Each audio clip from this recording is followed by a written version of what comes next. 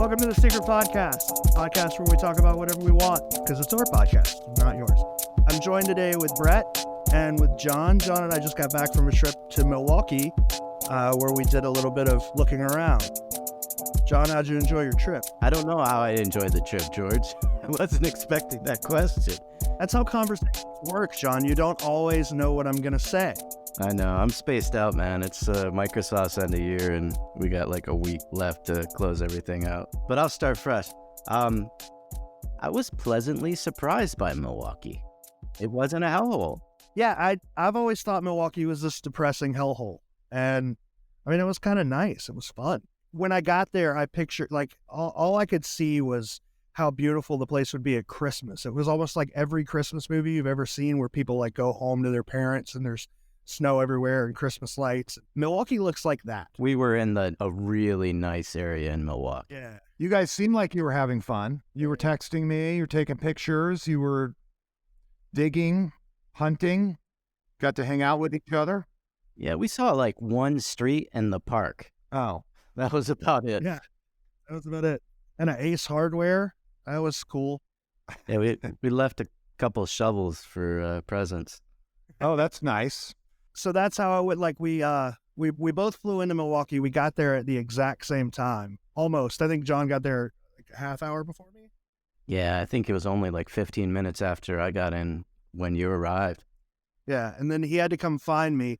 We couldn't order any tools to be delivered, so I had to bring all of my own tools, which kind of shocked John. Yeah, I wasn't expecting that. I don't know how I expect, a guy to carry a shovel or a probe on a plane, but, when your luggage came around the carousel, there was a probe sticking out of the bag with the end taped up. Yeah. I wasn't expecting that. As long as you check it, right? I suppose, right? But you got to experience what Byron experienced, right? Didn't he take a 5-foot shovel on a plane or some crazy rumor like that? That's what people say. There was like a 6-foot pair of, was it post hole diggers that he carried around, or a 6-foot shovel? So yeah, I mean, that was kind of it. It was just this 4-foot probe sticking out of a duffel bag. It was really, really easy. People have talked about, like, how could he carry the shovel on a plane? It wasn't difficult. Yeah, no one asked any questions. No, not at all. Couple weird looks, but When I first checked the bag, the lady was like, "What is this?" And I was like, "It's a solid steel rod." She thought it was a rifle barrel because it was just taped up. You could really tell. That was the only question I got. Oh, I'm glad they clarified that. Little known fact, my family is all from Fond du Lac, which is not too far from there. So I'm actually a fan of Milwaukee. I've been there a bunch, and I enjoy it. And they have a lot of good beer there, which helps. So I didn't get any of that. You tried the beer, John. Did you like it? yeah, I can't remember what I got for beer. I believe I got some High Life from Florida and some Three Floyds, which is what, Indiana? okay. You had the one local one at that lunch place. The one where my glass came with lipstick on it. That was the local Diet Coke. That's my go-to beverage when they don't have Diet Mountain Dew. This is captivating conversation. Yeah, they did pour a mean Diet Coke at that lunch spot. So so rumor has it that you guys got to sit down while you were there and talk a little bit about your differing views of what you found and what you thought of just in general about the puzzle and how it relates to Milwaukee. Yeah, we spent about 3 days there, and the majority of the time we were in the park. And on the last day, we sort of sat down and compiled our thoughts. We did just sort of a walkthrough of the entire park. And we recorded it for the podcast. So a little later, we'll just play it, and it's basically just raw audio of our thoughts as we walk through we figured people might appreciate knowing or hearing, two people while they're literally just walking through their ideas. Cool. I'm intrigued. Yeah, it's definitely interesting, because I think, when you look at some of the stuff that's happening on the forums or Facebook, whatnot, there's this tiptoeing and people have to agree with each other all the time. And I never thought that forwarded the hunt that much.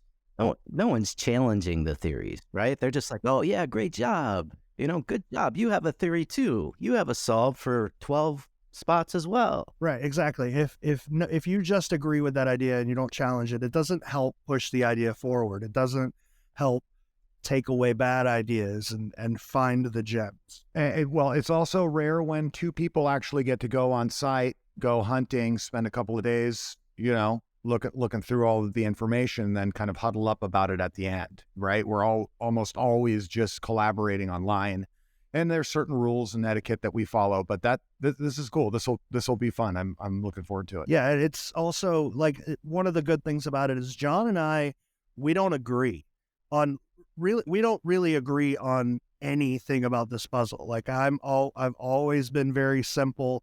The verse tells you exactly what to do. John thinks the verse is more of a puzzle. He thinks there's more, there's a little bit more going on than what's on the surface. So we had a good bit of fun arguing about that as well. Nice. Good. Maybe he and I are in the same camp then. So why don't we just play that now? We'll play the whole conversation. Let's do it. Sounds good.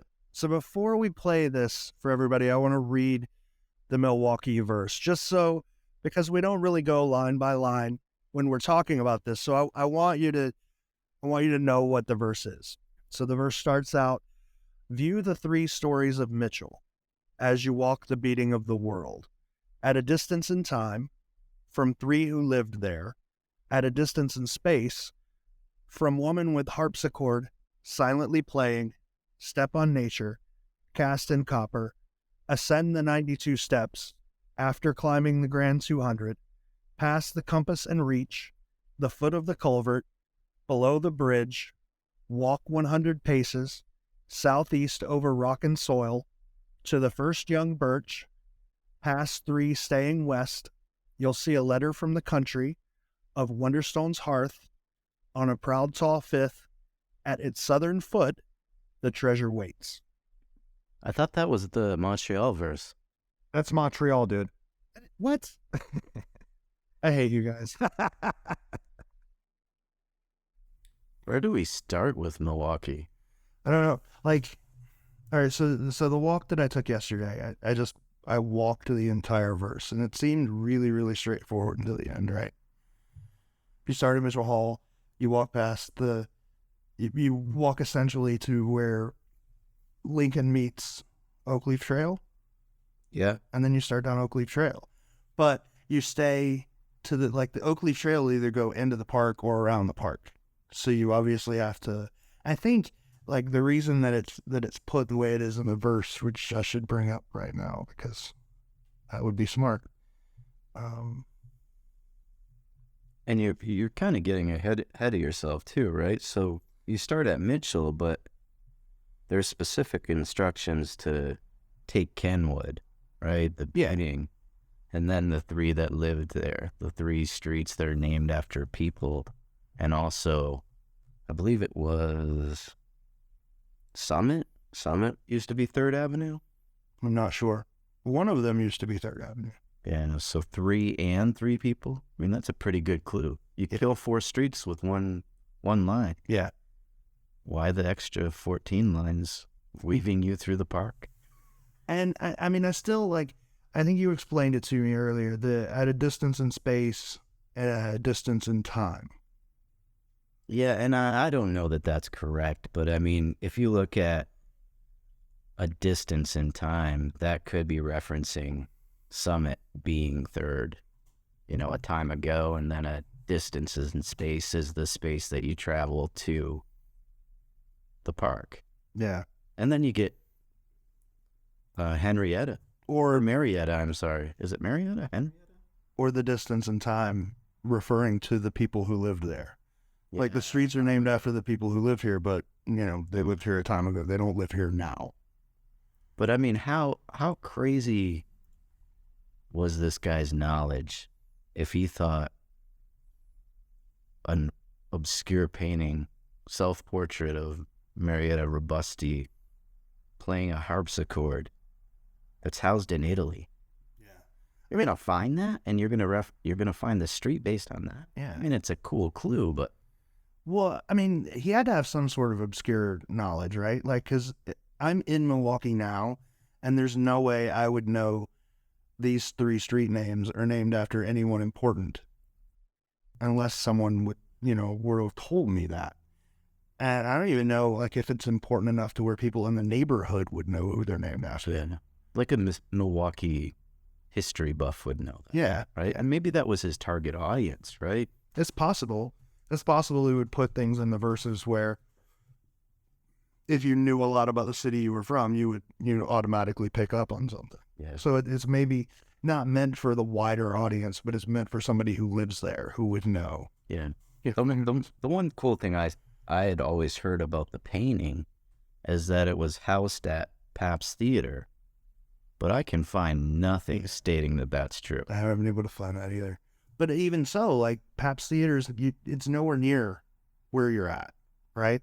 But it's important to Milwaukee. It's important to Milwaukee, but there's a lot of things that are important to Milwaukee. Sure. And that would be an obscure thing in that it's nowhere along your path. It's well out of your way.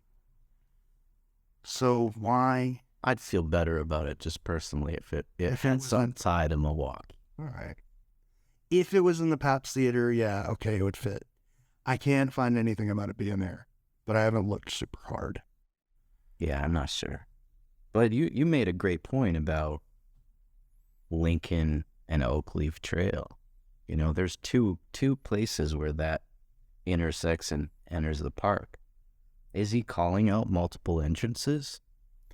We have the question of locust, right? Everyone looks at that blurred blob on the painting and calls it a locust. Yeah, I think people don't know what a locust looks like. I don't know. I mean, I can see it. It may be a stretch. It may be a hell of a lot clearer up close when it's 9 foot tall. Yeah, that's where I would give it to you. It could be a lot different looking in the actual painting.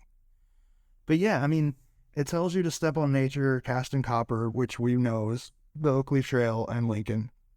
And when you step on nature, like when you're walking down Kenwood, you're going to come to the Oakleaf Trail first before you, well, I guess it's at the intersection where Lincoln is. It intersects. But if you're walking on the sidewalk, there's no sidewalk down Lincoln.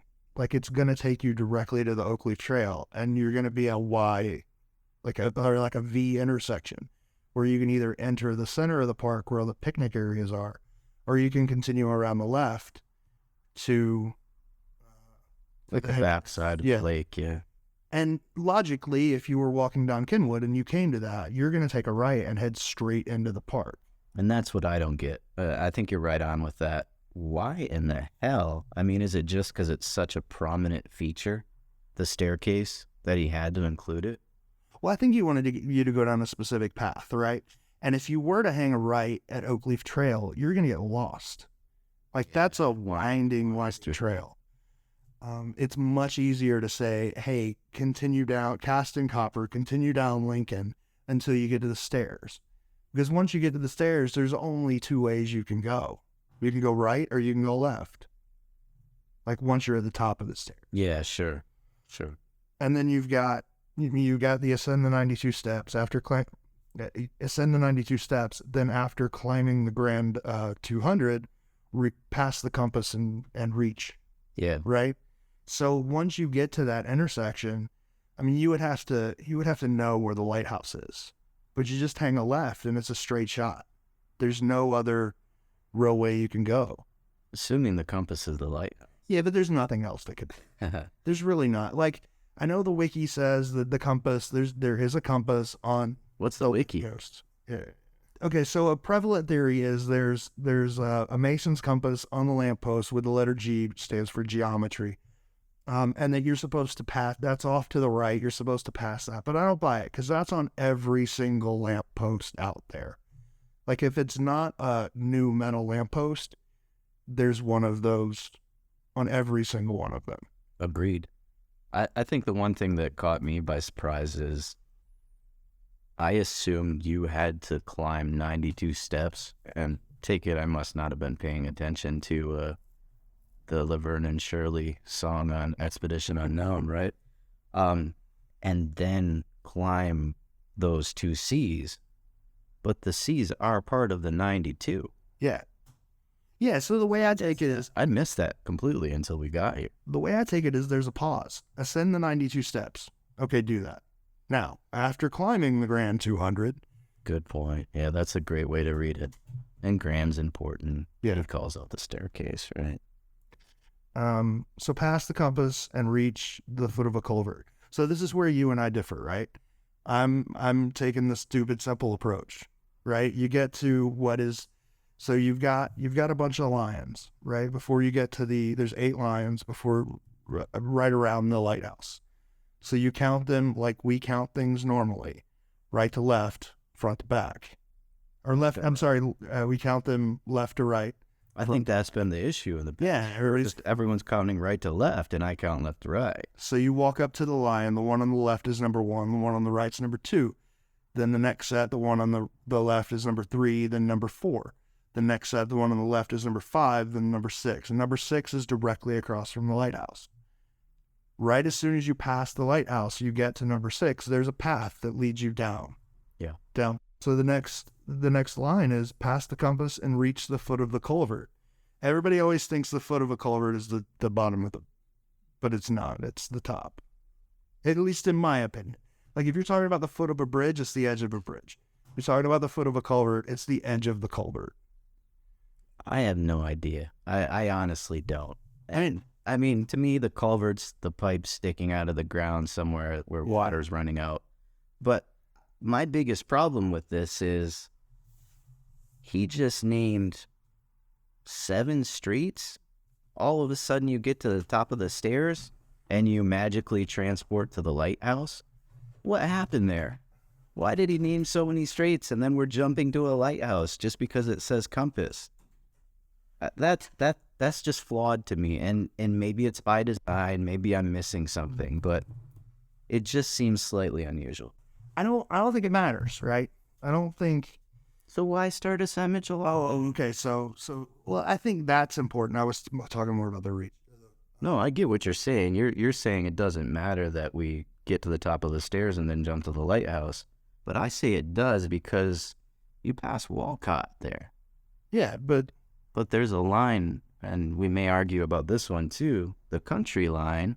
Yeah, it has to be Walcott now. And by the way, Walcott is fucking huge for the people that didn't know. It is a big ass monument. I thought it was smaller. I thought it was much smaller. I thought it was life size.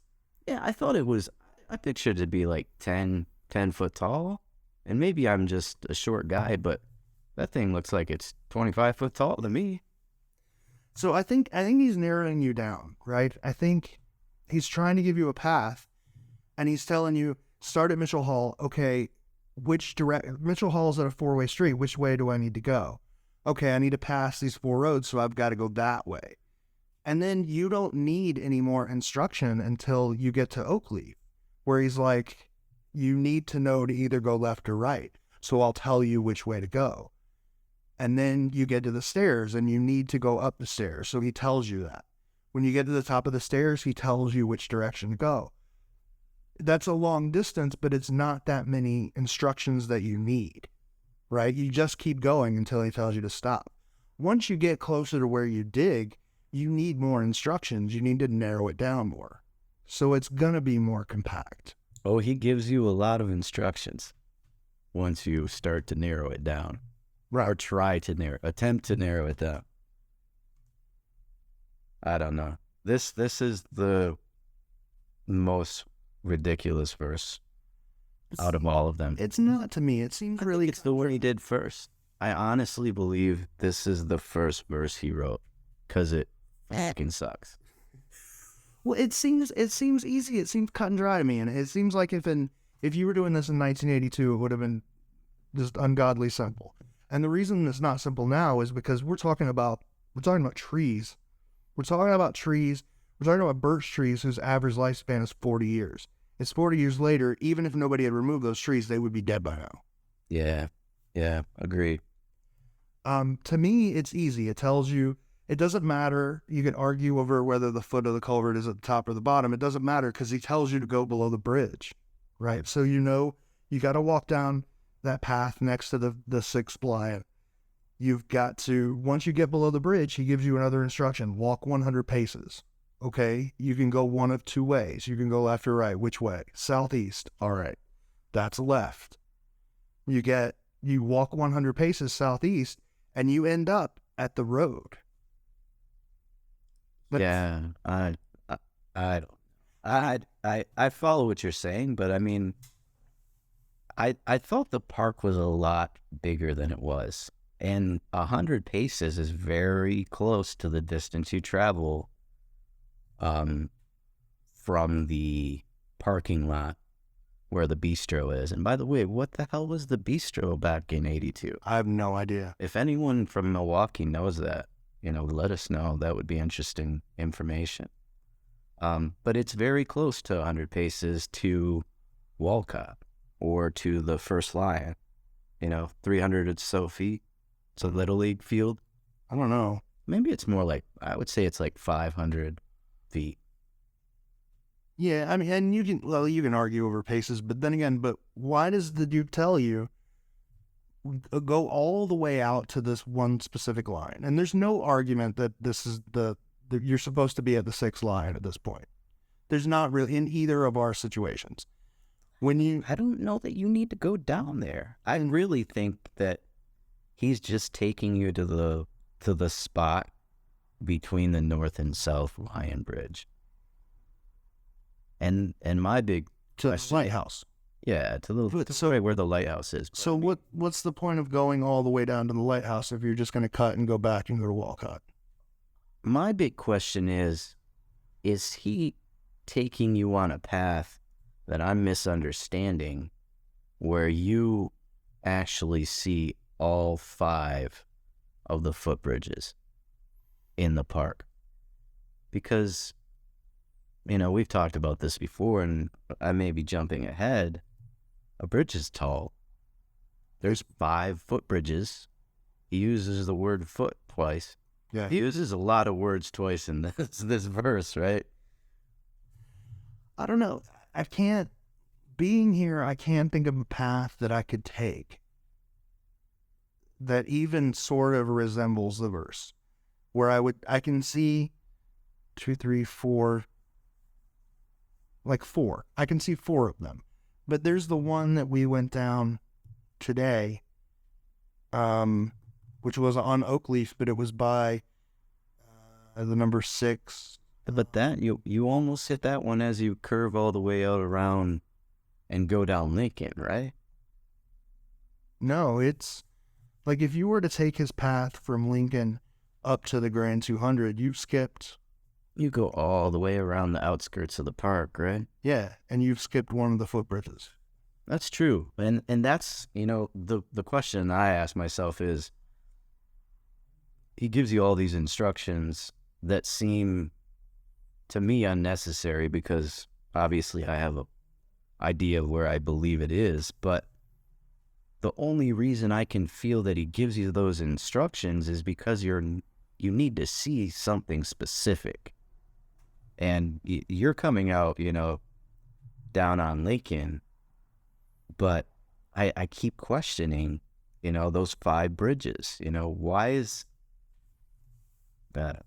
I mean, it could be a coincidence. I mean, it's a big park. It could be. It's a big park in a hilly area. They're going to have bridges. I don't know.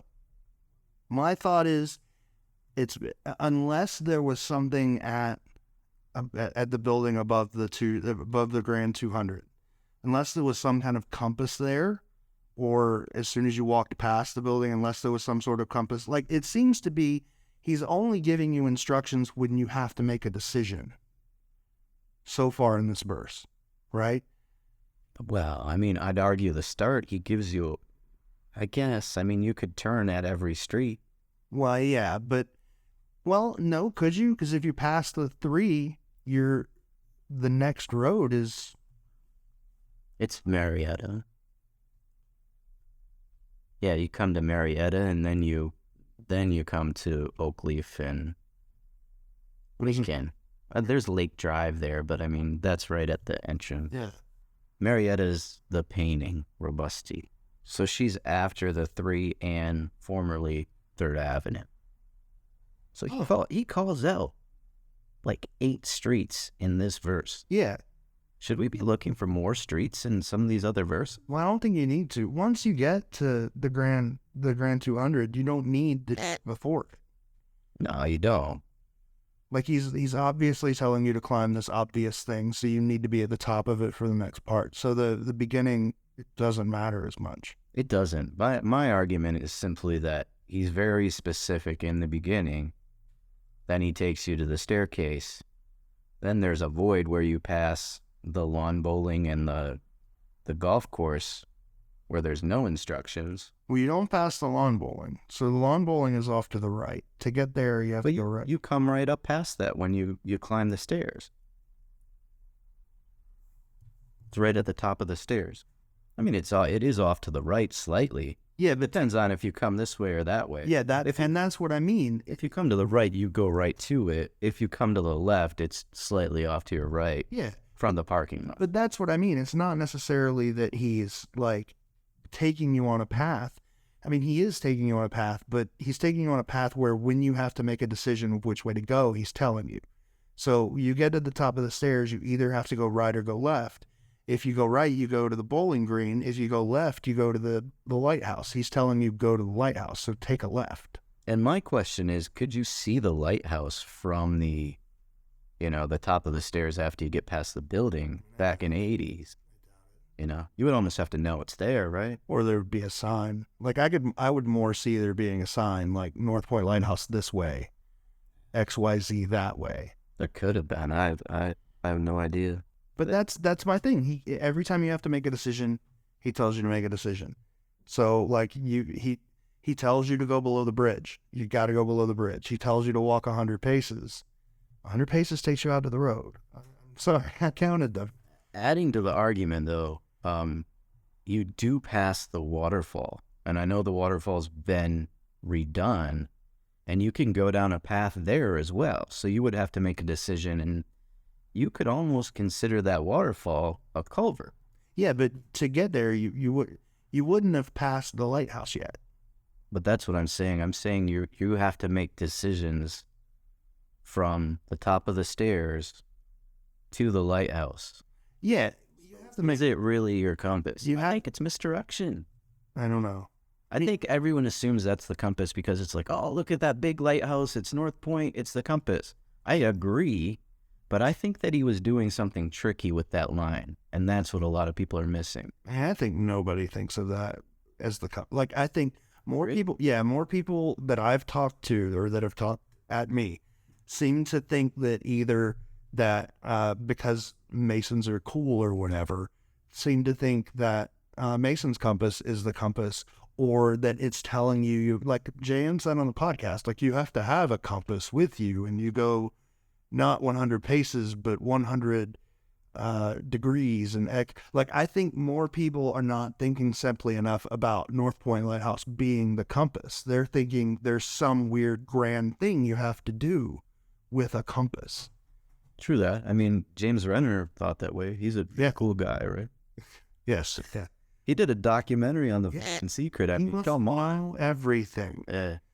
Between James and Josh, I still can't believe it didn't get done, but yeah, they were at the wrong line. You were at the wrong line.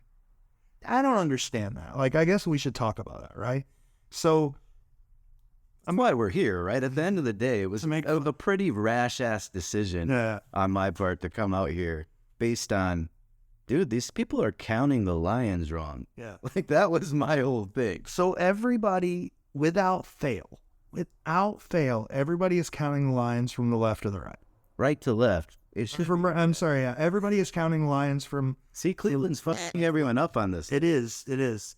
Everybody is counting from right to left. And when you count from left to right. That's just the way it works. The alphabet works that way. Numbers work that way. Whatever. There is no reason, like everybody's always said, the fifth lion is the one right next to the lighthouse. That doesn't make any sense. That's the sixth line. Yeah. And like, if you're going by that logic, if you're going by it's buried at the southeast foot of the fifth lion and that's the fifth lion, it doesn't have any southern feet. Like, the feet aren't on the south, they're on the north. Yeah, that's a good point. Yeah, for people that don't know and haven't looked at them closely, the lions are laying on their side. So there's a paw that's flat in front, a paw that's raised on its side slightly, and then the two hind paws are underneath the lion. Like coming out. Yeah, like your dog would lay or something. They're laying off one side of the tail yeah. hooks around and the paws are out that way. So that lion's feet are to the north. It does not have. They're facing the lighthouse. Yeah. They're technically, and I guess, you know, this probably brings us into the next important part of the discussion. Directionally, they're facing, the 6 lions' hind paws are facing northwest, but they're facing the lighthouse, which is, as you pointed out, north. Yeah. Always. Yeah. So if one thing that you could argue with this is he's giving you a compass and he's also giving you a bunch of directions. But if I were to just take a random person, put them in a park and tell them to go north, they're not going to know where north is. Like, unless you literally have a compass. Yeah. So if he's calling out something as a compass, why are you not using that as your compass? Why are you not using that as north? It's not like, if you're using that as north, normally with normal north, south, east, and west, the path doesn't run to like perfectly east and west. Absolutely. But if you're using the lighthouse as north, the path runs perfectly east to west. So why are you, when he's telling you go southwest go west or go southeast or when he's telling you the directions, right? Yeah, when he tells you to go southeast or when he tells you to go west, why are you using actual west and not west due to the lighthouse? Yeah. And using the lighthouse as... I love this because I think it fits my theory that as you travel west, you're just moving towards the lighthouse, and it fits perfectly, right? But I think that point is fabulous. I mean, what is the saying? A compass always points north? Mm-hmm. God. I mean, that's a great twist, right? Right. I remember some dude telling me that these all had twists, and I don't know. I thought it was bullshit, but maybe that guy was right. Who knows? Yeah. Just couldn't figure it out at the time. Yeah. Maybe he was digging at the wrong line. People have trouble left to right, right to left. You know, it almost, I mean, there could be a cask in the ground, an 11th in the ground. If, what was it? Andy didn't look at that different. If Andy didn't want to, he got frustrated heading through a probe in the ground. Hey, man, sometimes that's all it takes. And it's all it takes. But still, like, okay, all right, let's say, you know, devil's advocate, shits and giggles. You're at the Lion. Why does he tell you to go below the bridge? Oh, yeah. Yeah. I mean, I'll let you, I mean, you can take us there. No, I mean, why? Like, your theory, man, why? I think that I don't have that figured out. I believe that has something to do with us passing all of the bridges. I seriously believe that he wants you to pass these 5 bridges, and that will be your proud, tall 5th, because there's a key word with that line, and it's on a proud, tall 5th. Not at a proud, tall 5th, not anything else, on a proud, tall 5th. And a lot of people think that has to do with the letter. I think it's a separate line. I don't think you combine that with Wonderstone's Earth. Yeah. So you're saying, so it's telling you to look at the southern foot on the proud, tall 5th. Absolutely. Yeah. So, I mean, 5th, I think 5th's interesting, right? Because there's so many things that could be 5th. I mean, you look at the lighthouse, North Point, that could be 5th. You look at the bridge, it's the 5th bridge. Lion is Leo, as James pointed out so eloquently. It's the 5th lion, for Christ's sakes. Come on. At least dig at the 5th lion. yeah, I mean, which lion didn't have a hole by it? the 5th line. I mean, a lot of you Milwaukee people are digging holes. Oh God, there's so many fucking holes in this park. Like, 2 things, right? dig a deep hole and at least fill in the tiny holes, you know? Like I'll call him out because he talked so much about this shit. Had someone dig a hole at the 6th Lion, and that hole is still here. He sent me pictures of that, and that was before the tribute cast, before the tribute was launched. That hole is still here. Yeah, that's an unusual hole too. I mean, I don't know if they got confused and they thought you were supposed to dig the hole 3 feet wide instead of 3 feet deep. It's a huge hole. Yeah, it's a 3 foot wide hole that's probably 4 inches. Yeah, it's not. Maybe they filled some of it in. I'll give it that. It could have filled some of it in, rain, whatever. But like, I feel like I have to go get sand just to fill up this dude's fucking hole. Yeah, yeah. Like I'm mad about that. There's a lot of holes. There's holes like the Lion that Walcott's got a lot of holes. Walcott's full of holes. I mean, Walcott's been, from my understanding, that concrete wasn't there at one point in time, and I'm going by memory, but yeah. Well, I'm pretty sure that it used to be brick or something of that sort. The hole that, or the Lion that, Josh Gates's hole's still there. Yeah. I think someone tried to like pinpoint Josh Gates' spot. Yeah, probably. They put a cone on it. Yeah, they put a cone on it. It's memorialized with a orange cone. Lord Josh was here, but that whole Lion, all around it, in the woods area, is dug up. Oh yeah. And by the way, those slopes are some steep slopes. Slid down many of them. Don't do this in the rain. So what I think with these slopes is, you pointed out, and I think more I think about it, it's true. It was at some point, a truck driver was a fucking idiot, and he said he was following his GPS, and he drove a semi truck over one of those bridges. He literally drove, and this is a narrow bridge, right? They narrowed the bridge so it would only be for foot traffic. And this dude got a semi truck over the first Lions Bridge and somehow got it stuck trying to navigate the second one. And they had to repair, some of the stone on the bridge because of it. But crazy. That was in my like after I booked the trip, and I was like, let me find all the reasons why I shouldn't have done this. So in doing a little looking, right?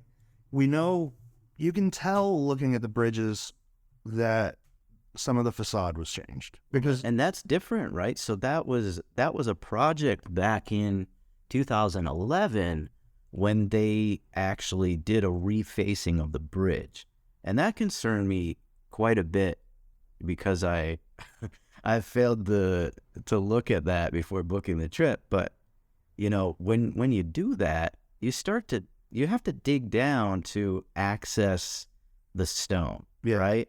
And as you were digging some holes, you were pulling up all I was holes. Yeah. So it looks like what they did was they dug out the footers, which you would do. Yeah. Chipped away all the facade and replaced it. Yeah.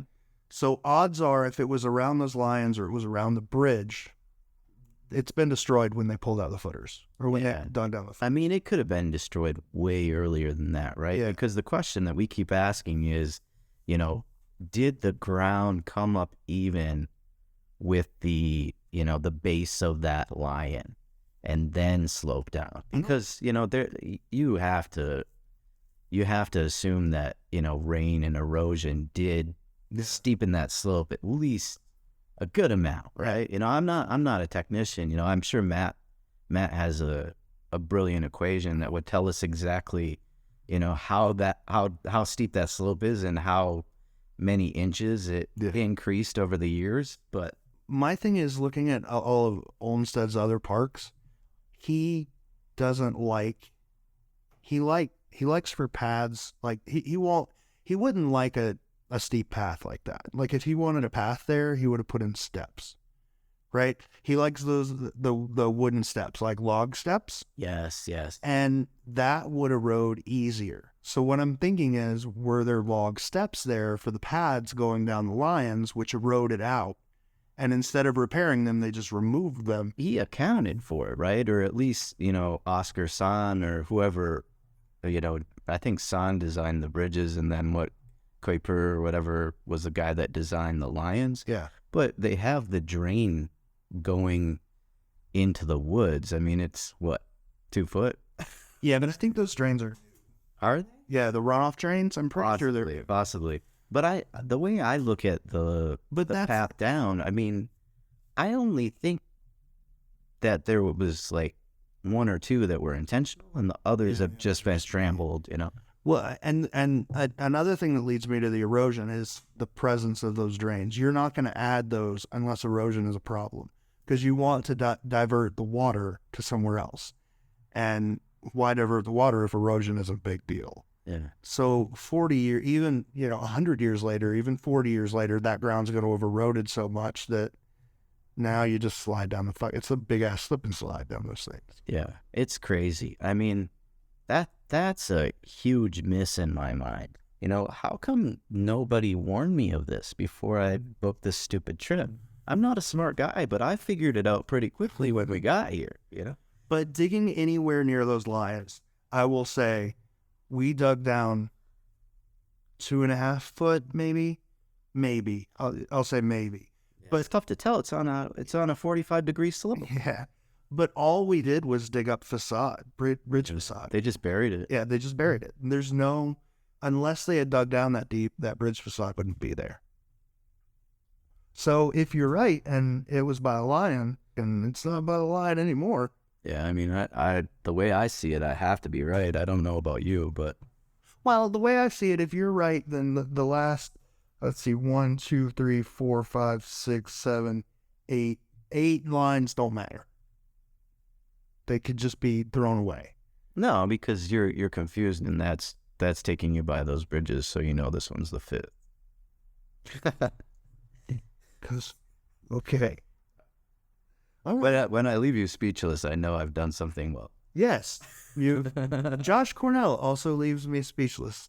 Josh Cornell also leaves me speechless, so we do have that in common. I just don't get it, man. He's like, go below the bridge.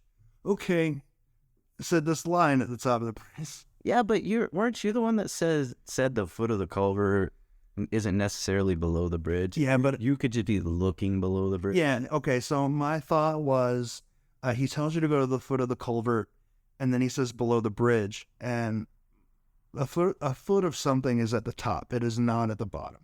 So he could have been telling you, pass the compass and reach the top of the bridge where the foot of the culvert is. And then he's telling you the culvert is below the bridge. But then I'm confused, because the next thing he tells you is to walk 100 paces southeast over rock and soil. Like if you get to there and then walk southeast without going below the bridge, you go off into the woods and down a slope. Yeah, this verse is a lot like Josh Cornell. I kind of just zone out after a little while because it's nonsensical. Yeah. Well, it does make sense if you go below the bridge. But I mean, then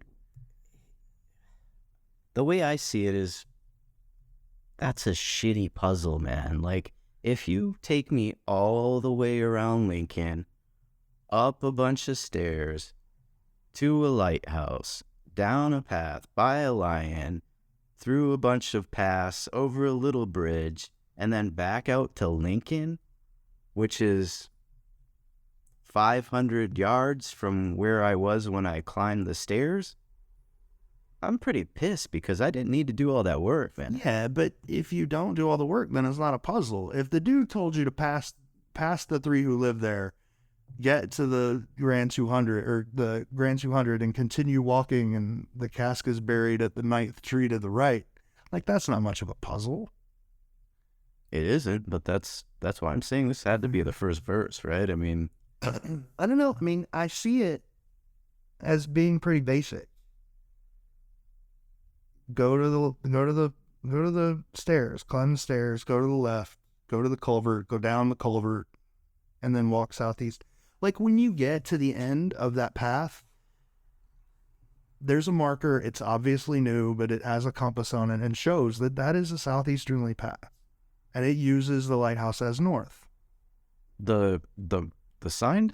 Yeah, it's got the way everything is positioned, the way the park is positioned in the sign. It points.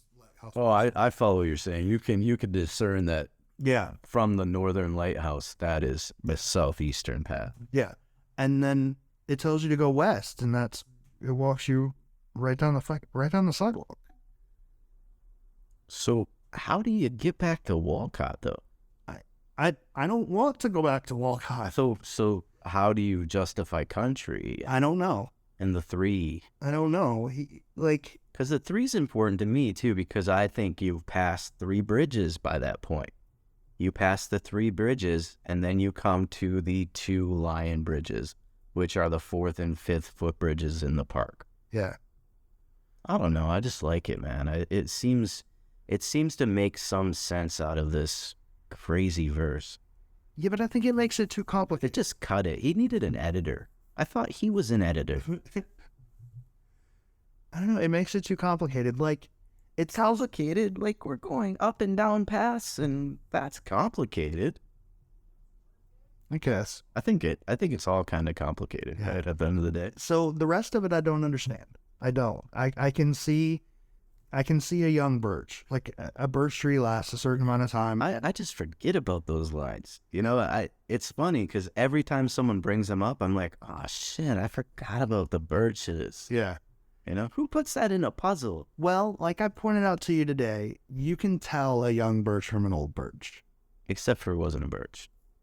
I still think it was a birch. I'm sorry. Wow. We're two guys that don't know trees well are talking about birches.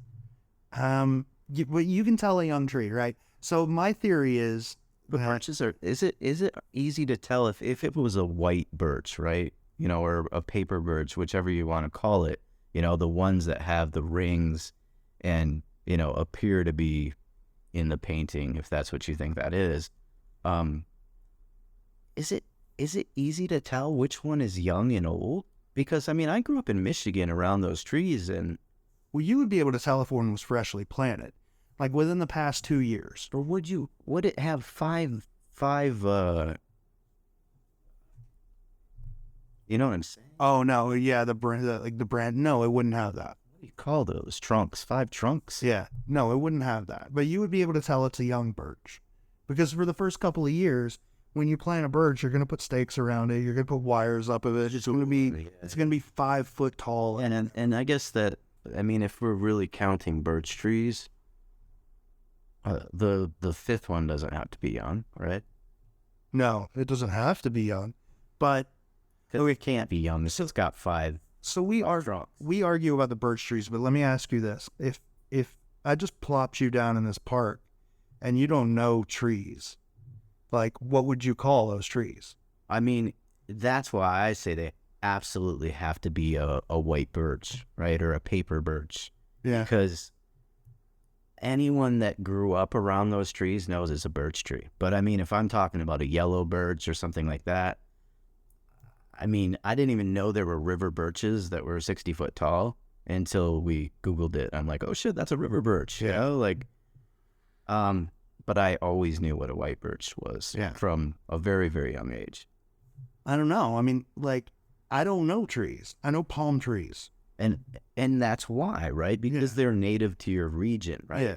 As in, you know, I mean, Michigan's just on the other side of the lake here, right? Yeah. So it's very similar climate, very similar, you know, vegetation. But I mean, So we knew birch trees, those birch trees.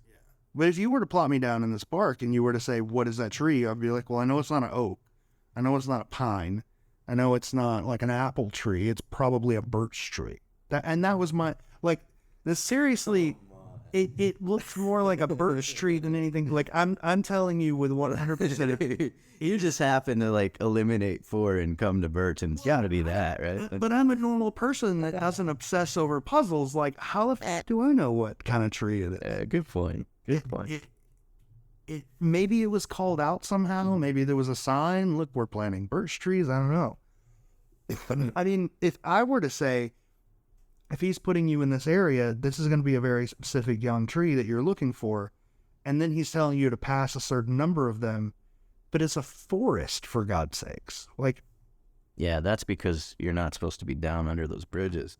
oh, he just put that there for no reason. I forgot. It's Walcott. He's the proud tall fit.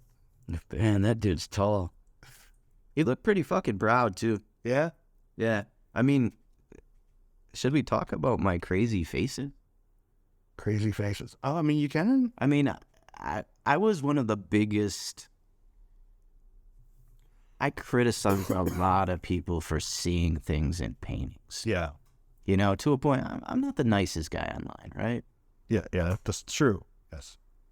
But this has got some fucked up faces in it, man. I don't see animals in any paintings, but, you know, I was looking at this the other day, and if you stare at the spires, if you rotate you don't even have to rotate the image.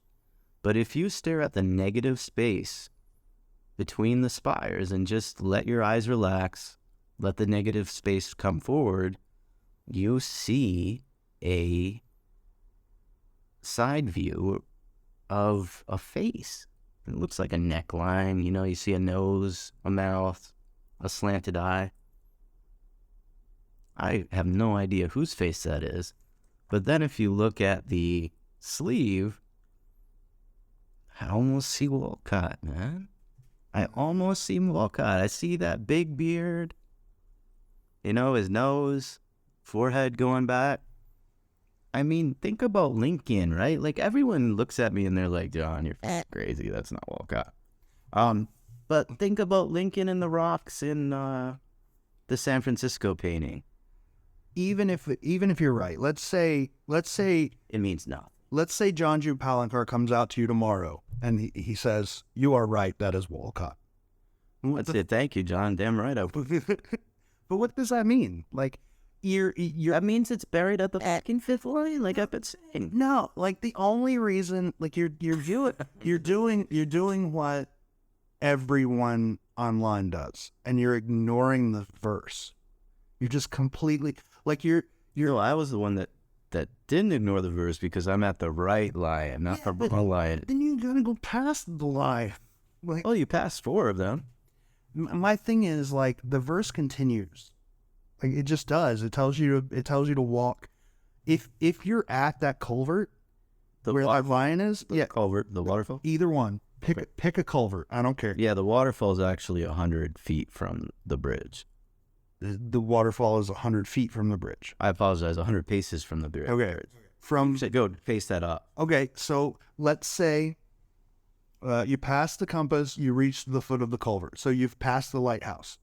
You've reached the foot of the culvert. That can only be at the sixth line That's where we disagree is, because you think there's another compass. yeah, I think the compass is misdirection, right? Because it's so important to the actual solve, and that being north and you having to be south of it in the end, that I believe it's a misdirection at the beginning. I don't have a good explanation for the compass because I think the whole what was the other compass? The Mason's compass? Yeah, the Mason's compass. I think that's pretty shitty. Yeah, that's dumb. Because, like, every lamppost has that. So what makes that one lamppost? I mean, you definitely come to one right there, so I can see the argument. It didn't feel right to me. Like, you know, certain things, like you're on the path and you're like, oh shit, that feels really good. That one didn't feel good. No.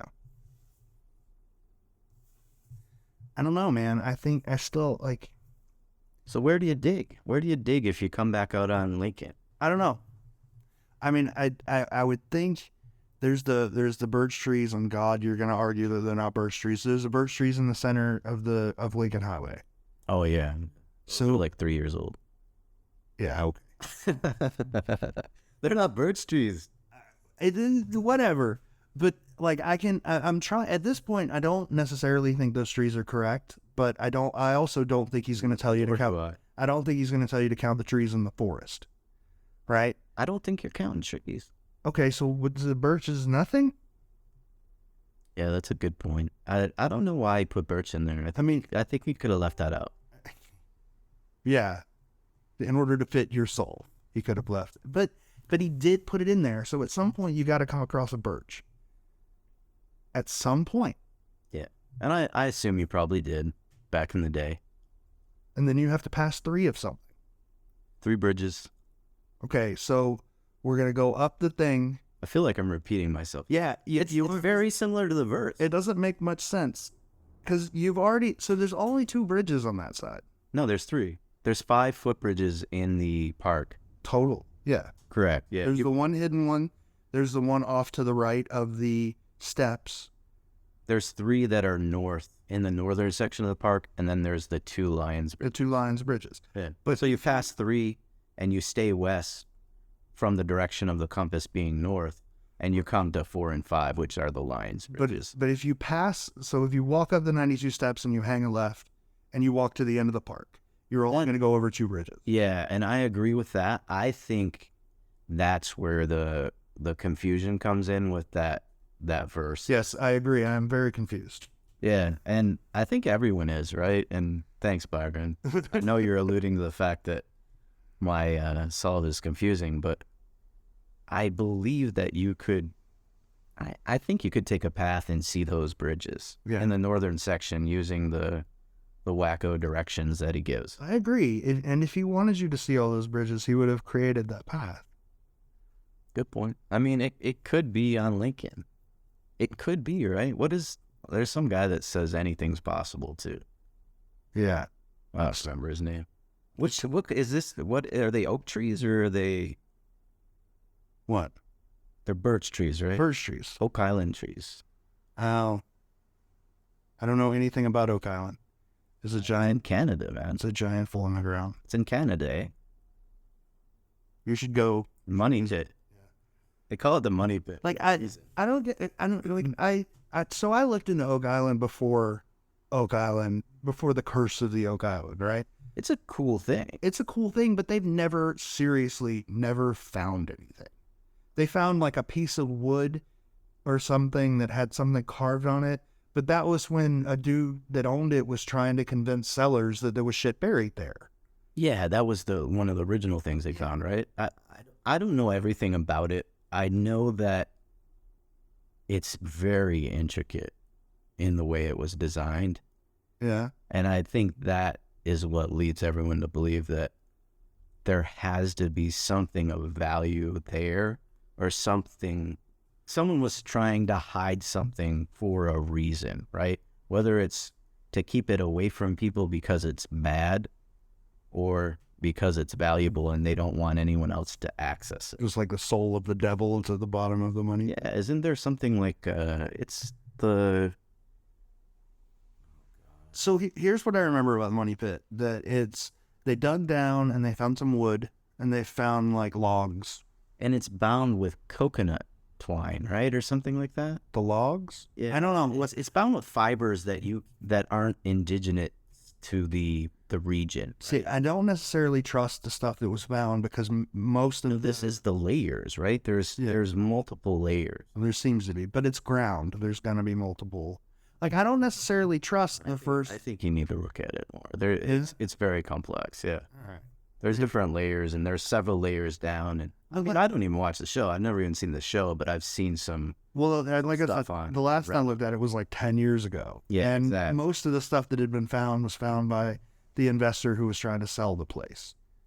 I think the last time I looked into it, they had figured out that they had dug down and the hole kept getting filled with water, and they figured out there were multiple aquifers that were feeding water into the hole. Yeah, once you hit, it was almost like a defense mechanism. If you hit a certain spot, it filled up. You know? Yeah. Yeah, they pumped dye down it and saw where it came out around the island itself, and I believe it's like 3 different spots or something like that. Don't quote me on that. Like I said, I've never watched the show. Anyway, I forget what we're talking about now. I don't know. I think this is one that we're not going to solve. I think if it's by the line, it's gone. If it's anywhere near any of those lines, it's been gone for a very long time. Like well before this thing, you know, the the hunt got more popular. Yeah, It would on well before that. Yeah, I don't know that I would. It would be a toss up whether it was taken by erosion or if it was taken by the resurfacing of the bridges. Or It's interesting though. We have to talk about Milwaukee a little bit, and we haven't ventured into the city much. And I mean, we're in the city. we're in the college area. We're in the east side. I mean, we're staying on Downer, which is one of the three that lived there. Yeah. And it's kind of cool, man.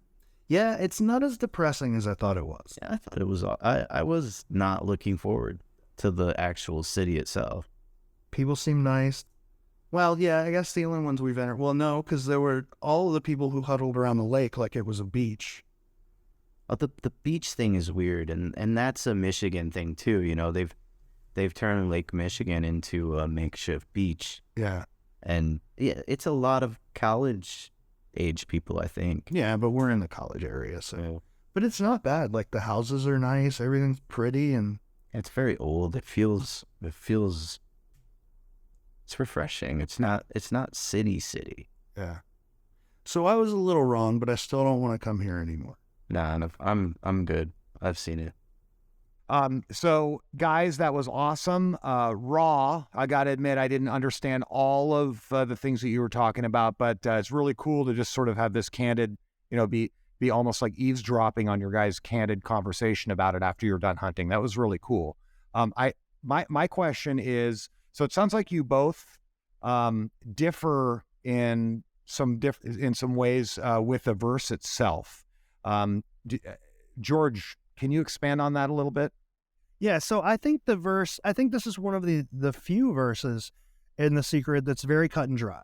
It's very, go here, do this, right? There are some verses like the Florida verse, which can sort of be interpreted in different ways. Like each line of the verse, none of the lines of the verse are very specific, right? They can be taken to, mean different things. This one is very, very cut and dry. It tells you to view the three stories of Mitchell. He's literally telling you to look at a building. You know exactly which building this is. And then he says, as you walk the beating of the world, you're standing on Kenwood, right? He's telling you, walk Kenwood. Says at a distance in time from three who lived there. He's telling you to pass the three streets. From a distance in space from a woman with harpsichord. He's telling you to pass Marietta. Silently playing, step on nature, cast in copper. He's telling you, be at Oakleaf Trail and Lincoln. Ascend the 92 steps. He's telling you to go to the steps. Stay on Oakleaf Trail and Lincoln. Go to the steps. Climb the steps. Pass the compass. He's telling you to go past the lighthouse. The lighthouse is North Point Lighthouse. It's used as the North Point of the park and all of their signs. The thing is literally named North Point. Pass the compass and reach the foot of the culvert. Go to right past the lighthouse is a lion with a path that leads down to a culvert. Stop there. Then go below the bridge. Okay, walk down the path, go below the bridge. Walk 100 paces southeast. You walk 100 paces southeast, you're outside of the park. Like, I counted those steps. 100 paces puts you right outside the park.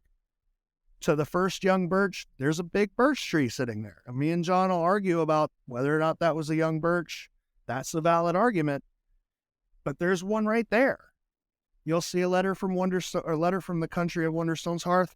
I've got no idea. That could be a clue that's lost to time. I know that's a cop-out answer, but it's in some ways it's a valid answer. Oh, I skipped past 3 staying west. So you're at the first young birch, past 3 more staying west. Right when you get to that first young birch, there's a sign with a compass on it that tells you which way is west. By the way, the path you take under the bridge is southeast, according to the map. Past 3 staying west, you'll see a letter from a country of Wonderstone's hearth. Like I said, I have no idea. On a proud tall fifth, we've been talking about birch trees this whole time. We've counted birch trees. It makes sense that you would be at the 5th birch tree. At its southern foot, the treasure waits. That's pretty cut and dried. Like, that's all I've got to say. It's just simple. Yeah, it almost feels like to me that, the amount of instructions in this verse, it feels like a first pass. I may have mentioned this earlier. I almost feel like this is the first verse that Byron wrote. It's wordy, it's long. I don't think that a lot of it needs to be there. But, there's some really key, interesting points in it. He calls out a lot of streets. He calls out streets through all of them, too, if you look at it. But that's an argument that people make about all of these verses, right? When people are sort of reaching for the verses, when people are trying to make them fit something, that's what they say. This verse doesn't make a whole lot of sense. I think this might have been his first one. He's not very experienced yet, and blah blah blah. Oh yeah, and don't get me wrong. I don't think that this is his first because it doesn't make sense. I think a lot of it makes a complete sense. I think it's his first just because he overdid it. He gave you too much information in this one.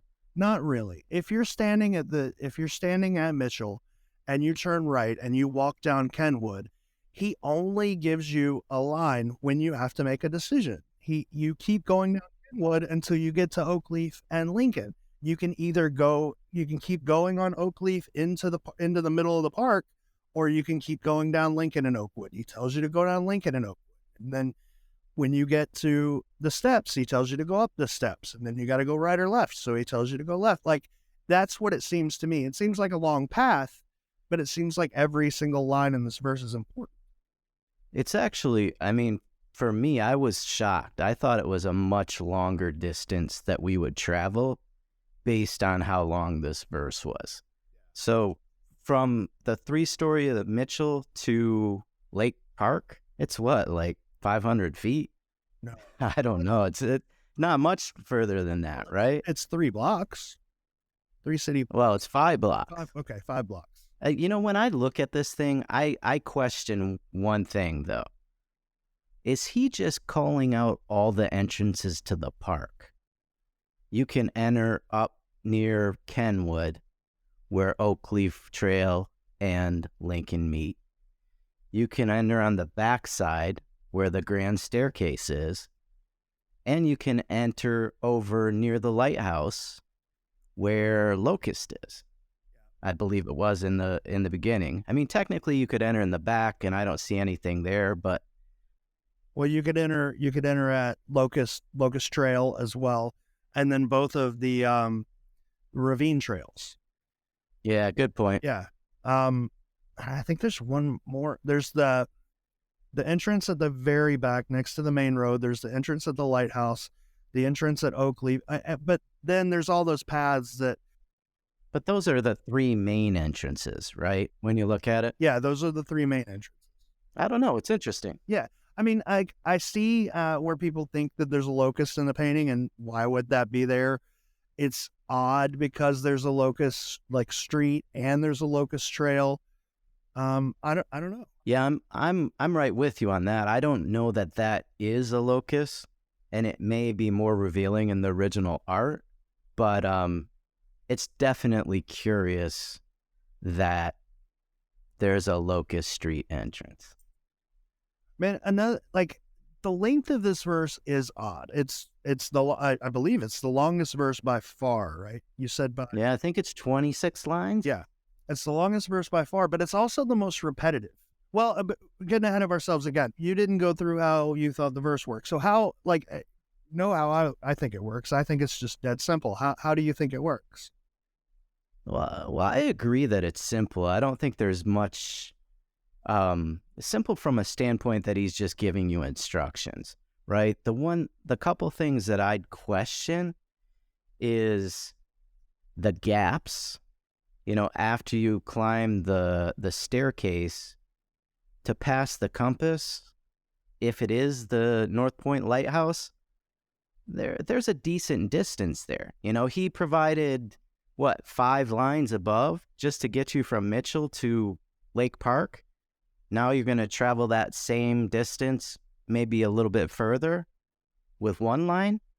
That doesn't seem logical to me. And that's what I keep trying to pull myself back to, is what is a logical next step? So I have a question if that actually is the compass, or if it's misdirection on his point and he thinks, Well, everyone's going to associate the lighthouse with the compass. So I'll say past the compass, and I'm actually referring to something else like the Mason compass or whatever it may be. What else? I don't know. I hate the rest of the verse. Yeah, but you hate it because it doesn't really, it doesn't seem to agree with how you think the verse works, right? Let's say the world agrees with my idea of how the verse works, which, isn't true, but let's just say that for percent. If that's the case, you think the verse ends halfway through the verse. I look at a couple things with it, right? I think there's some keys in here. I think you'll see a letter from the country. Everyone goes, you'll see a letter from the country of Wonderstone's Hearth. Well, no, it doesn't say that. It says you'll see a letter from the country, and then it starts the next line. So in my opinion, that's definitely Walcott. Country spelled out on Walcott. And I believe in your version, you're already down under some bridges somewhere, right? Yeah, you're outside of the park by that point. Yeah. And the other one is past 3 staying west. Couple things that I think about this. The first, why choose 3, right? There's got to be a reason why he chose 3. He could have chose many things there. Now there's 5 major bridges in the park. That to me is the only reason you would choose 3 again. Now you could pass the par 3 golf course. You could pass the 3 symbols on Walcott. You could pass the 3s on the bridge. But you could pick other things to pass. So why pick 3? I think since you mentioned it, there's something we should address. And on the previous podcast, we spent a good deal of time talking about rearranging this verse, like the person in the painting is juggling things, so we have to juggle the verse around. No. Neither of us agree with that. It doesn't seem to make any sense. Do you have a reason you don't agree with it? Other than it just doesn't make any sense? No, it feels forced to me. I don't think you need to rearrange it. I believe the reasons that people think you need to rearrange it is based on, where you go down under the bridge and then coming back up. I question that you actually go down, because why would you go down and come back up? I mean, it does not make any sense unless you go down over by I don't know the name of the bridge, over by the stairs, right? That bridge that was closed off when we were there. Right. That to me would be the only place where you would actually go down under and then come back up. Because if you go down way over by the lions, I agree with you. Why would you come back up? You're just coming back up, 30 foot from where you were. Yeah. Yeah, I think if you take one of these verses and you rearrange them willingly, the only real reason to rearrange this verse is if you're trying to make a spot fit the verse, or you're trying to make the verse fit the spot instead of the other way around. I will tell you though, and I think others can confirm this, Palancar did say the verses are not all in order. So I have a feeling that may be what was driving it, along with a little force action and, some fetish with a juggler. Who knows, man? Yeah, but you can take that as far as you want. You can stretch that out and make it mean you've got to rearrange every single line. But if we're just talking logically, like half of these verses, the dick spot's in the middle of the verse.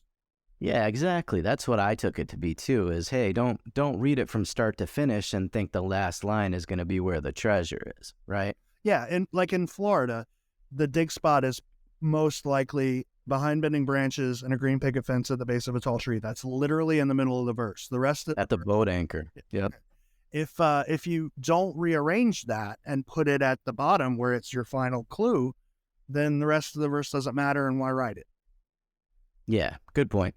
Because of the way our minds work as people who dig puzzles, we always think the most complicated thing, when sometimes you should just, other people don't think that way. So when they say the verses are out of order, they probably mean something like sometimes the dig spot's in the middle, rather than there's this grand scheme where you have to rearrange every single line so that you end up at a line. So George, let me ask you this question. there are some people that have great confidence in Byron's puzzle-making ability. You know, they thought he was a genius, right? He may have made them slightly too difficult, if anything. Right, like in the podcast with Ben. Ben spent a good deal of time talking about how dedicated Byron was to this puzzle and how much time and effort he put into it. Ben made it a point to say that nothing was an accident in this puzzle. Yeah, exactly. So now you have a 26-line puzzle that takes you a mile, leads you past 5 birch trees. You dig at the last one and you find a cask?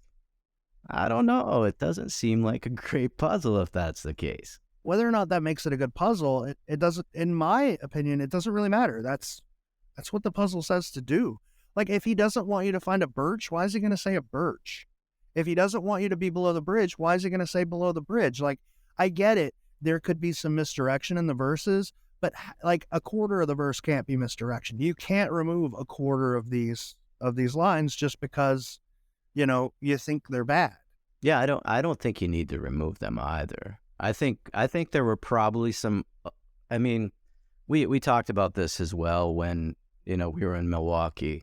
I grew up in Michigan, born and raised in Michigan, and, you know, just on the other side of the lake, there are a ton of birch trees. And when I grew up and I thought about birch trees and someone was talking about birch trees, we were talking about I believe they're the white birches, right? Or what did you call them, George? Paper birches. Yeah, they peel off real easy. They're white. They have the black rings around them. They were very prominent in Milwaukee as well. They don't have a long lifespan. I'd have to believe there were a lot more trees in that park, and I believe there's been photos over the years that show that. So it's very possible that you do pass a birch. Strange thing to say, though. Young birch, you know? I'll give you that, man. That if you follow the way I do this verse, you basically end up in a forest. And how the hell are you going to know what the 5th birch is? Yeah, I mean, we weren't even thinking about digging in the forest. I mean, you wanted me to come back with you and dig in the median. Yeah, until I... Well, I mean, I figured that was like a, you know, if I were to think of a birch, like if I were Byron and I was making a puzzle and I saw a birch that had just been planted, you know, for the first couple of years, the tree's going to have stakes in the ground. It's going to be tied to the stakes to hold it upright. I would see that as a young birch. And I would know, compared to all of the trees around it, even if it's 10 years down the road, you're still going to recognize that as the youngest birch, unless, you know, more birches were planted or whatever. Well, the other thing is, why is he using birches at all? I mean, why is he using trees? Like, he knows that those get cut down and fall down in storms and things like that. I mean, I don't know. Going from my tall tree, no, he doesn't know that. Byron does not know how trees work. I guess not. Makes it tough, guys. Because didn't you say the lifespan of a birch is 40 years or something like that? Yeah, I think the average life, I looked it up online, the average lifespan was like 40 years. So even if the birch trees were still here, they'd be dead. Like if they hadn't been removed or blown over or cut down or whatever, they'd be dead. Probably. You would have to get lucky, right? And have that like 130-year-old woman birch tree. But let me ask you this. So depending on whether or not we end up at the 5th lion, the actual 5th lion, like counting left to right, 5th, right? Counting left to right, 5th, front to back, counting correctly. Depending on whether or not we end up at the 5th lion or we end up at a birch tree, how do you know where to dig? That's a great question. If you're digging at the southeast foot of a tree, any tree, it doesn't matter how old the tree is, you're digging roots. And Byron, I don't think, like, you got to be an asshole to dig up a bunch of roots and kill a tree just to bury a cask. I don't think he's going to do that. So how do you know how far away from the thing to dig? How do you know where to dig? Yeah, and let's talk about that. You know, that's a great question. And this was one of those things that I don't know if I had a revelation or I just found an interesting coincidence. I was looking at this verse recently, and I think it's one of the things that may have spurred the trip. It's written very strange for a guy that made a career out of literature. I have to assume those people can write well. Because when I look at this, if I start to repeat the same words in sentences when I'm sending emails, I correct myself. I have an awful grasp of the English language. So why do I do this and a guy that made a living out of literature doesn't? So I started to look at the words that repeat. 3, distance, foot. And I was like, oh shit. Did we really miss something that obvious for 40 years? 3-foot distance? That's a perfect modifier for the dig spot. You dig at the southern foot, but if you didn't figure out that clue, you're still a mile away. Yep. And it's a very, like, I got to agree with you. It's brilliant. Like, if that's correct, it's brilliant. And I don't really think there could be any way it's not correct, right? Even if you're digging at the lion, if you're digging right at its southern foot, you're hitting the footer of the monument, right? If you're digging at a tree, you're hitting the roots of the tree. If you're digging anywhere, right up against something, you're hitting something else. 3 feet away, there's nothing there. It's just grass. Yep. It got us to put some holes in the ground. And it explains some of the lines that you thought were, that didn't mean it. Repetitive. Yeah, exactly. Distance and time, distance and space. What does that mean? Well, it's distance. Foot of the culvert. Why does he put that there? Like, even if he just said pass the compass or pass the compass below the bridge, if he wanted you to walk below the bridge, that would be fine. You would understand. But he put the foot of the culvert? I mean, he had a thesaurus, right? Yeah. You got to assume he could have found another word for a foot of a bridge. Foot of a culvert. From what I know of what a culvert is, isn't it one of those kind of big pipes where water runs through underneath a road or something? Yeah, absolutely. There's one under the bridge where the 5th lion is, and then there's a waterfall where the first 4 lions are, and we don't really know if there was a culvert there, but there's definitely one at the bridge where the 5th lion is. There wasn't the pipe, right? But that area has been redone since, so you'd have to assume there was something there. There's a plaque at the bottom. Like, I walked that trail, and there's a plaque at the bottom that explains why that drain was created, how it was created to prevent erosion of the trail. And even the plaque calls it a culvert. It calls it a culvert from before it was redone. It's 100% a culvert.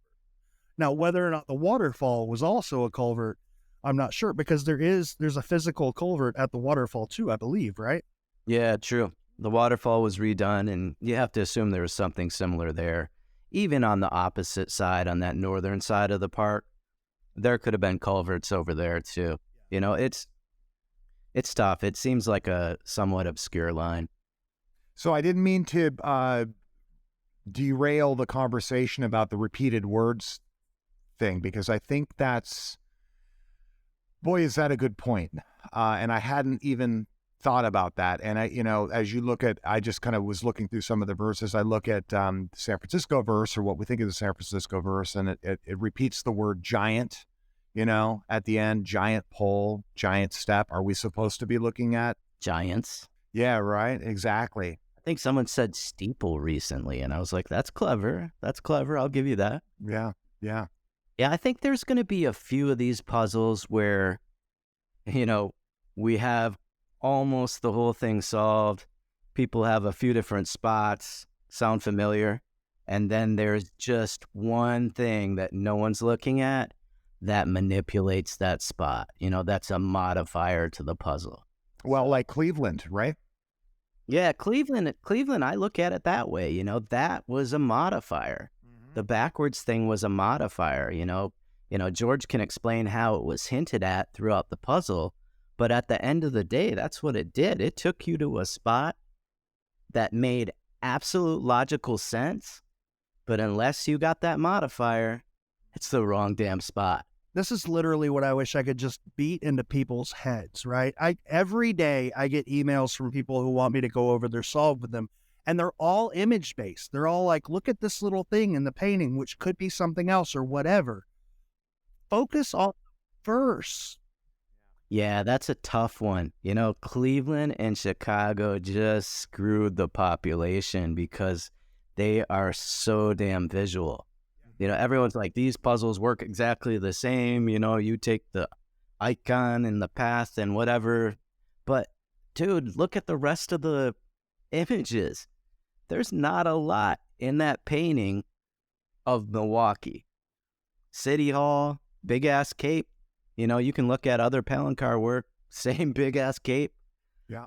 There's not much there. I see like the outline of a state, I think, in the bottom left. Yeah. I talked about seeing some crazy-ass faces. You look at it long enough, you can see all kinds of wacko shit. But doesn't mean it's true. Maybe that's why Chicago and Cleveland got the furthest along to where Byron started, or at least with Chicago, started communicating and saying, yeah, you actually got this because it is so, or you're close, right?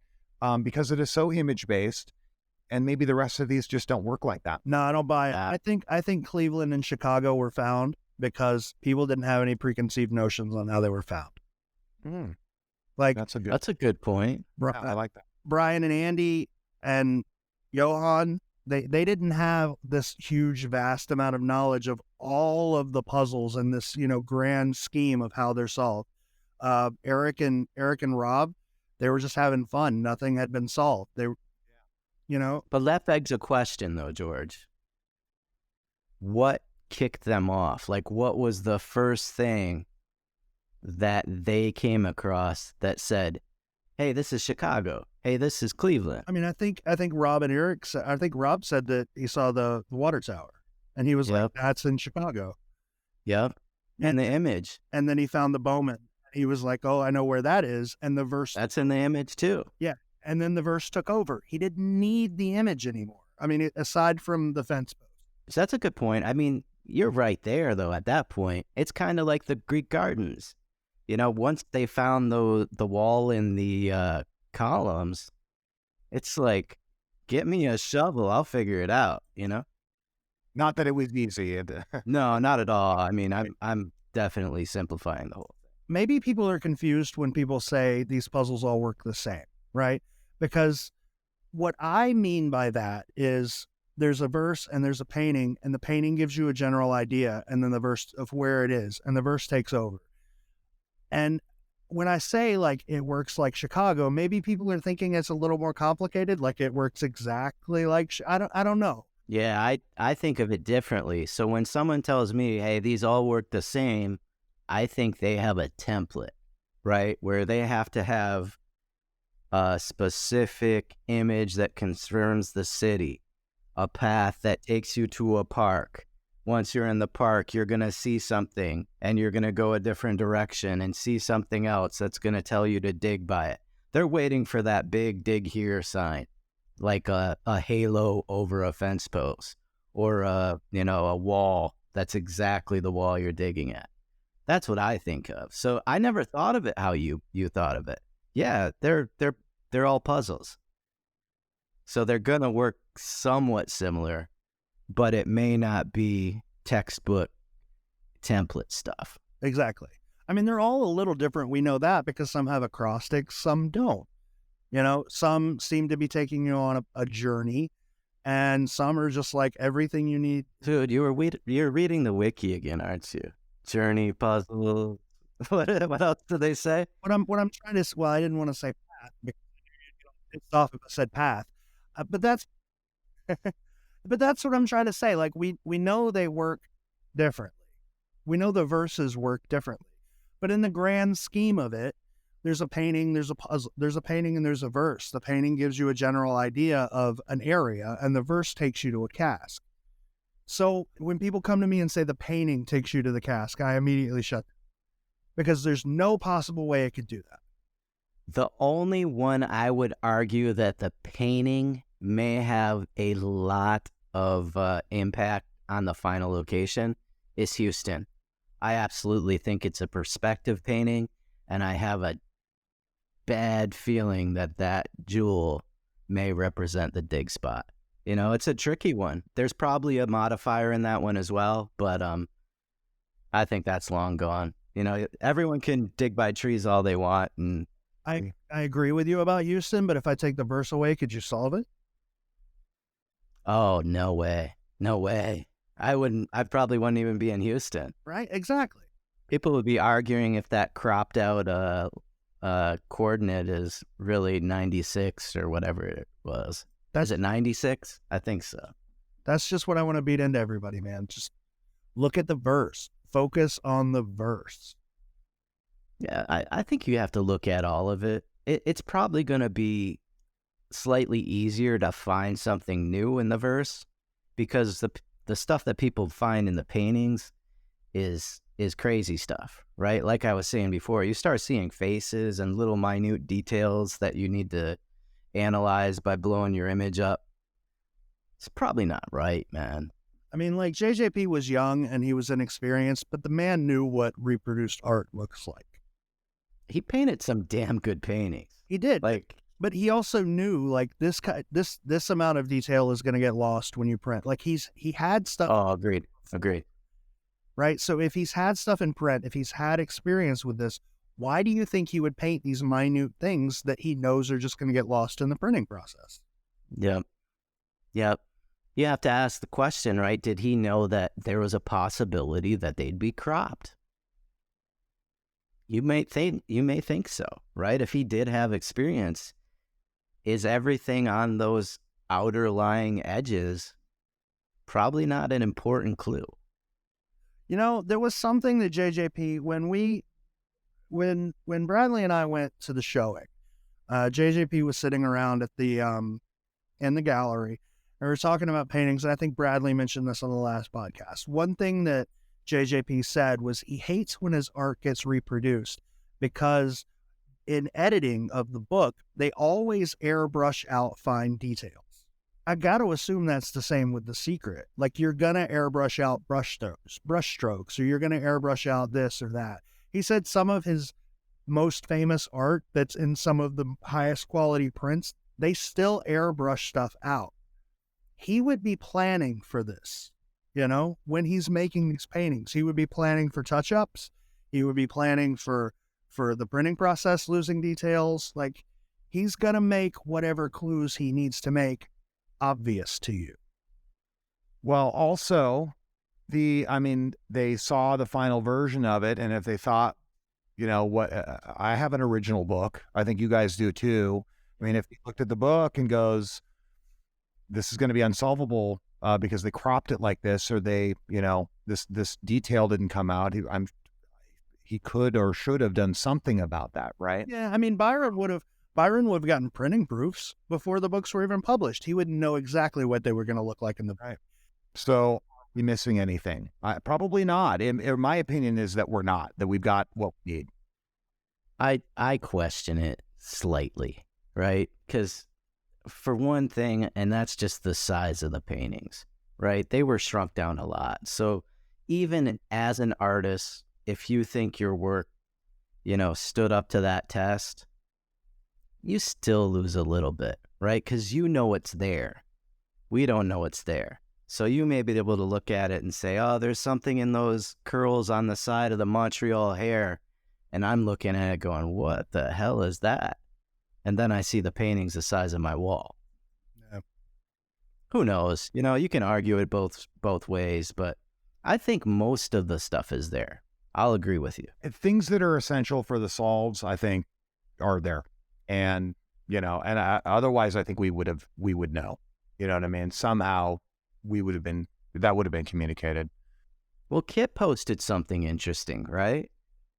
He showed a close-up of the Montreal square that has the leg eater in it. That was pretty cool. If you look at that, I mean, it's way better than what was on Expedition Unknown. There's some major texture there. Is that paint? It doesn't look like paint. Gold leaf? Yeah, maybe. Either way, we've always thought that painting was brown. Even in Expedition Unknown, that painting looks brown. But now we know it's gold. I was calling that a golden square for a long time, but it just kind of worked to my advantage. You know? Yeah. I didn't know if I was right. Well, we noticed you immediately put out your mapping of the what is it, the Golden Square Mile? Yeah, the square mile. You know the interesting thing about that, and I don't know that I ever explained that well.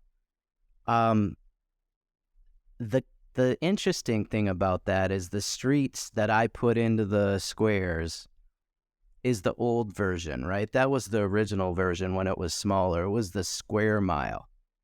Now, if you look at the square, the foot comes outside of the square, but remains gold. So the Mount Stevens Club was not in the square mile. It was just outside of the block. But it absolutely is in the Golden Square Mile. So that's how I always explain that. But yeah, man, that's one of my things. I don't see how that's wrong. It's pointing at two things. It's pointing at a square, and that square just happens to be the street that leg eater's on in St. Louis. Smack dab in downtown St. Louis. You are correct. So, John, before we wind up, do you want to talk about what we found when we dug?